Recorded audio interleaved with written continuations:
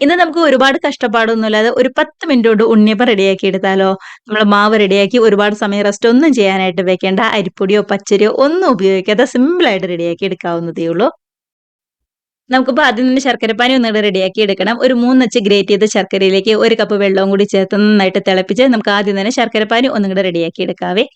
ഇനിയിപ്പോ 1 table spoon നെയ്യ് ഒന്ന് ചൂടായിട്ട് വരുമ്പോ ദാ ഒരു 1/2 കപ്പ് തേങ്ങ ചിരകിയതും കൂടി ചേർത്ത് ഇതേപോലെ ചുമക്കെ നന്നായിട്ട് തന്നെ ഒന്നുകൂടെ റെഡിയാക്കി എടുക്കാം. ഇനിയിപ്പോ നമുക്ക് വേണ്ടത് ഒരു 2 കപ്പ് ഗോതമ്പ് പൊടിയാണ്. അതിലേക്ക് ഇപ്പൊ റെഡിയാക്കി വെച്ച തേങ്ങയുടെ മിക്സും അതേപോലെ തന്നെ ഒരു പിഞ്ച് ഉപ്പും കൂടി ചേർത്ത് നല്ലോണം തന്നെ മിക്സ് ആക്കി എടുക്കാം ട്ടോ. ഇതിലേക്കാണ് നമ്മൾ റെഡിയാക്കി വെച്ച ശർക്കരപ്പാനി കുറച്ച് കുറച്ച് ചേർത്ത് കട്ടകളൊന്നുമില്ലാതെ മിക്സ് ആക്കി എടുക്കുന്നത്.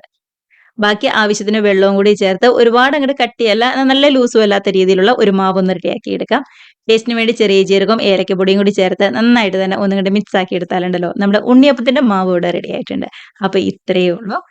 ഇനിയിപ്പോ ഒട്ടും തന്നെ റെസ്റ്റ് ഒന്നും ചെയ്യാനായിട്ട് വെക്കണ്ട. ഉണ്ണിയപ്പച്ചട്ടിയിൽ വെളിച്ചെണ്ണയൊക്കെ നന്നായിട്ട് ചൂടായി കഴിയുമ്പോൾ ദാ ഇതേപോലെ മാവങ്ങ് കോരിയൊഴിച്ച് ഗ്യാസിന്റെ ഫ്ലെയിം മീഡിയത്തിലാക്കി നന്നായിട്ടൊന്ന് വെന്ത് വരുന്നവരെ വെയിറ്റ് ചെയ്യാം.